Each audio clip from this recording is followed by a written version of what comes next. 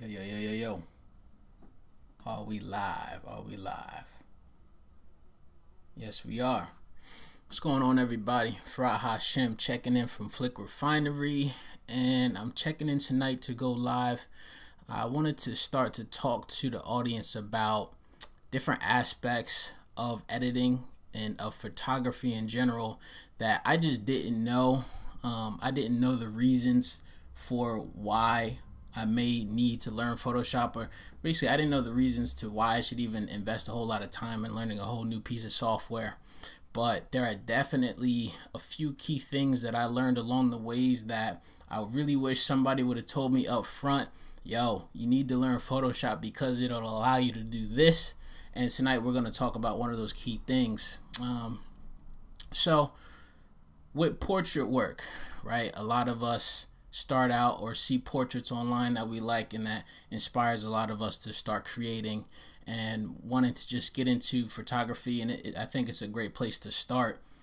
Specifically, I really find doing studio portrait work, where you're learning how to light your subject, you're learning how to take advantage of the shadows, and you're just creating a scene almost out of nothing, right? You're taking a blank space, a studio space, or a place in your house. I shoot in my apartment. It's a 95 square foot apartment, but that doesn't stop me from being able to get some amazing results.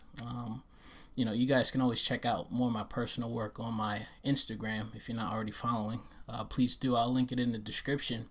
But one of the things that always bugged me out, and we talked about it last week on the live on YouTube, I would take these courses and I watch all these YouTube videos and tutorials that were showing me basically how I was supposed to learn how to retouch and edit, and basically how I was supposed to shoot.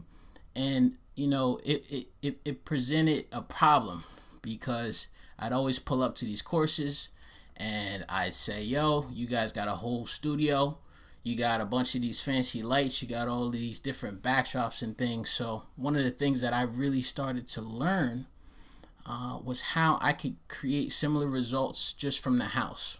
And you'd be surprised, it's not necessarily about your studio space. In fact, it's really not about that at all. It's about how creative you can get with what you have. So as much as shooting inside of the house might present problems, I've just learned different tools and different methods to kind of push past that and still get whatever I have envisioned in mind, get the point across, and create some awesome results. So today I wanted to talk about, first off, one thing that's really going to help you to stand out almost instantly with your work. One of the big things that we focus on is, obviously we focus on our subject, right? Making sure we're using nice lighting, making sure that the face and the eyes and everything that we want to highlight in the image is being captured the right way. But additionally, one thing that's kind of subtle that you don't necessarily always notice is there's usually something going on with the background. And it kind of takes me back to the time where, when I was first starting out with photography, I started out with landscapes. So I learned how to go outside using nature. I'd be out there with a picture with my camera, and I'm taking pictures of a still setting, but I'm still trying to create something beautiful. So I had to learn how to fill the whole frame of the shot with what was there. So that kind of taught me about the need to kind of have layers and dimension to our images.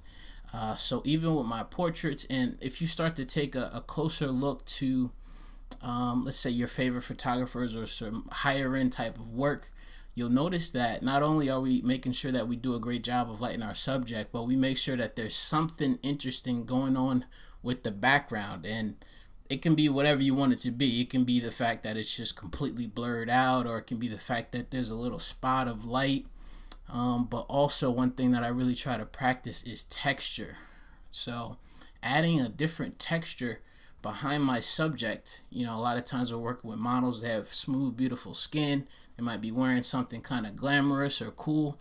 If we just add a whole different kind of texture to the behind our subjects, you can really start to create some awesome looking things. So I see Charles Ray is in the building. What up, Charles? Good to see you. But yeah, so one thing that you can do instantly to start to stand out is start to pay attention to what's going on in the background. And the example image that we're going to look at tonight is actually one that I'm really proud of because it's creativity on a budget. It's shooting on this wall right here next to me, literally probably about five square feet, 5 square feet full of space, but we're able to create what we had envisioned. And basically we decided to add a different background, add texture behind the model. And then the second piece of this is I knew what I was able to do in Photoshop, regardless of what was going on here in the house and how it looked in the camera. I just know how to take pictures a certain way, and then knowing how to edit it properly on the back end, I'm able to go and create an amazing result. So let's go ahead and check in on this picture real quick, and I'm going to show you exactly what I'm talking about here. All right, let's get fancy. We got 2 screens going. All right, so this is our first image, or this is the image. This is how it looked straight out of the camera. So I'm working with a friend, Dej, and we had an idea to kind of do something with a bunch of glitter on her. She's hit me with a cool pose. She's holding the hair up. But then you notice that I hung up this foil sheet. This is like a $2 or $3 sheet of foil. I forget what you call it exactly, but if you look up like shiny material on Amazon or something like that, it was one of those backdrops that I found. And I took this shot, but if you look at the shot, you notice, you can see my room and my wall is right there. And I was pretty close to her, so the image is actually cut off here. But I knew that in Photoshop, that's an easy fix. One of the more powerful features is background extension. So again, we're talking about being able to add another layer to our portraiture. So of course she's lit well, it looks dope, but I knew that I wanted to do something a little bit extra with the background on this. So we practiced some background extension, and it took me a minute. Well, I didn't learn about this tool for quite a bit of time actually, but it's actually really easy. And I think it's a really beneficial thing for people that are just starting out and want to do some amazing looking things to learn. So real quick, this is the layer, the background layer. What you can do in Photoshop is actually go, so let's say that this thing was actually cropped. Let's say that this thing was actually cropped a little bit different. Maybe it was cropped closer to here, right? Because you might have done something, you might have done a different kind of crop so that you don't have the background there.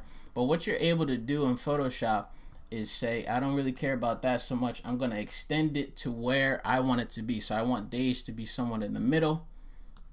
So I extend it, and what happens is it creates a blank layer behind your image. It's loading up a little bit here. But yeah, so it creates a blank image behind your image, and basically what's happening is now you have all that blank space to work with. So what we got to do is fill it in with the material that's already on the backdrop there. So what we can do, you select it with the rectangle tool, you select a piece or an edge of it, and you're able to go up, and here's the pro tip, you go up to File, you go up to Edit, and then we're going to hit a content aware scale.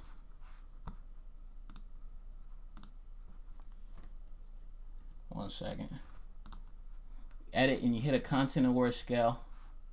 And basically this is going to allow you to drag this box over and fill in the image. So I'm able to extend the image based on what was already there. So once you extend it out and use that content aware fill, now you're looking somewhere like this.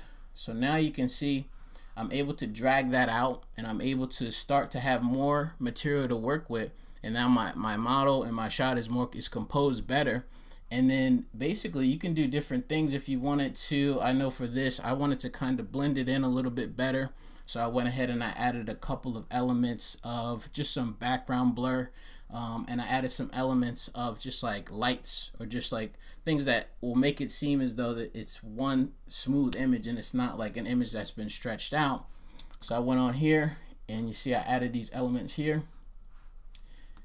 Go up to the top, I added in some color. Of course, we're doing our basic work with the retouching.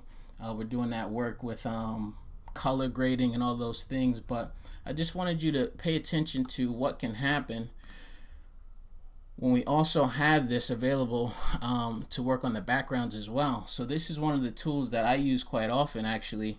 Knowing that I'm shooting in a small space, it's important for me to be able to know that I can do these types of things, right? And if I didn't know Photoshop and I didn't know it had that ability to extend that background like that, I probably would have thought I couldn't get that shot done in this small space. But you know, we're going to continue to look at these gems, these different things that I wish I knew in the very beginning. And it should show you that a lot of the higher end things actually aren't as scary as you would think.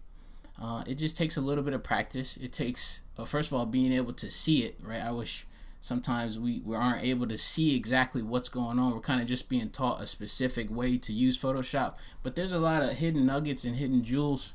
What up, Dylan? You drop those knowledge nuggets. Yeah, there's all these knowledge nuggets that you don't know about in Photoshop until somebody shows you. So, you know, this channel, I definitely want to be an advocate for that creative that may not have a whole lot to do, but it doesn't mean that we can't get some amazing results. Again, I need to thank all the people that have pre-ordered the book. If you haven't yet, definitely check out flickrefinery.com and go ahead and pre-order the ebook, my first ebook, F-Stops and Shutter Speeds, My World Through Film and Photography. And if you pre-order today, you actually get instant access to the visual experience of it. So not only are you going to be able to get the book when it comes out, but you get instant access to being able to see more of my personal journey. I'm showing you some of the earliest images that I took, and you get to see how I worked my way up to where I'm at today. But yeah, that's all. I just wanted to check in real quick and give you guys some nuggets. We're going to continue to look deeper and deeper into this thing, into Photoshop, into lighting, into building creative direction for our work. But with that, I'm signing out. Farad Hashim, Flick Refinery.